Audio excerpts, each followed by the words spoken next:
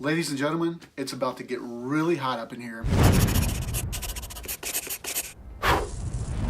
So I had a brother in Christ reach out to me the other day and said, hey, would you mind helping me film and edit this video of me doing the Toe of Satan challenge? I'm like, what in the world is that?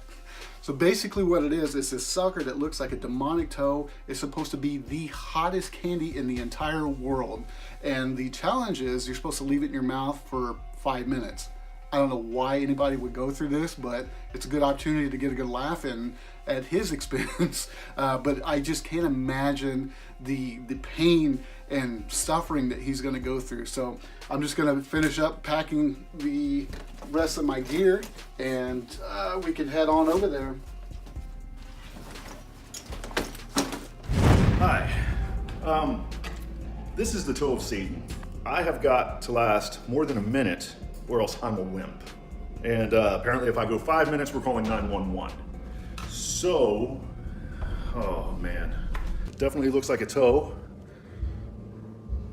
And here we go.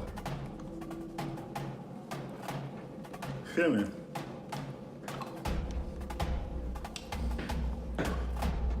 Well,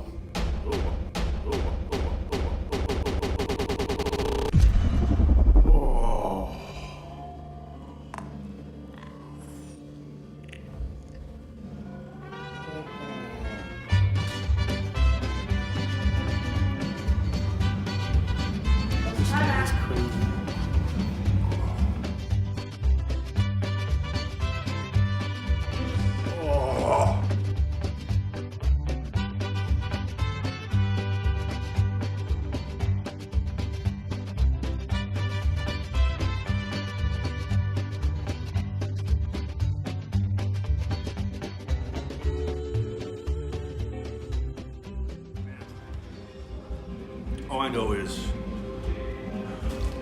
what I'm going through right now, what I just went through, it's nothing compared to what Christ went through for us, man. I mean, he was beaten beyond recognition. That's real. This is just a game.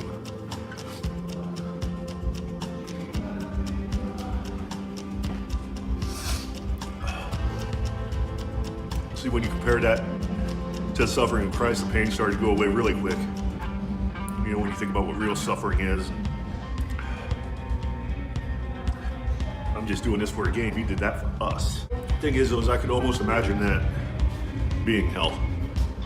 You know, just having that sucker in my mouth for eternity. Thing is as bad as this is, and how I'm saying I could see it being hell, hell is going to be so much worse.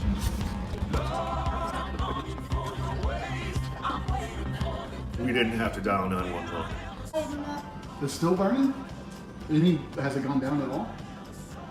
When I started talking about Jesus, it went down to tolerable, but the longer I stand with nothing in my mouth, without the yogurt in my mouth, it's like it keeps getting hotter and hotter until I shovel some into my mouth.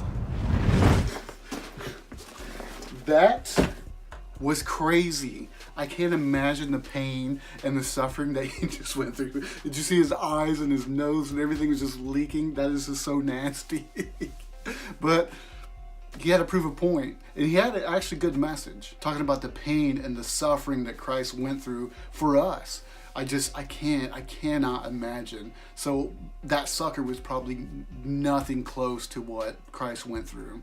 Another thing that he mentioned was the torment. Could you imagine living your life for eternity? There's no end of time with that nasty sucker in your mouth, the pain. Oh, no thanks. That would be crazy. And I know hell probably doesn't even come close to that. I mean, that destination is supposed to be full of torment and suffering and just, no thanks.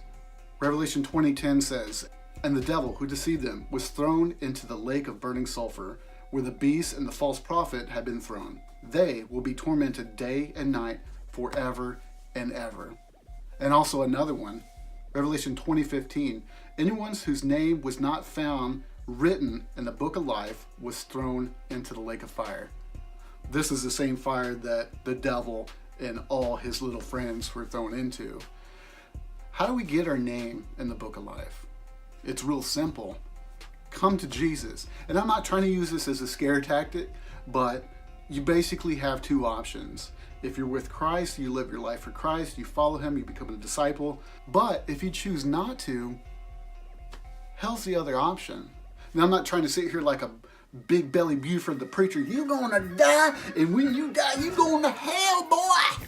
Repent, repent, and turn from your evil ways. Boy, you're gonna die if you don't come to Christ. You're going to hell and you're gonna burn forever. You're going to die and you're going to hell if you don't repent and turn from your evil ways. I'm not trying to say that. You have two options. Come to Christ, avoid the torment. It's plain and simple. Set your sights on paradise so you can live with the Lord forever and ever and keep your butt out of hell.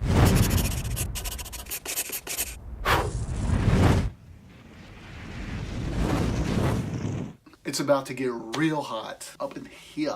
It's about to get really hot up in here.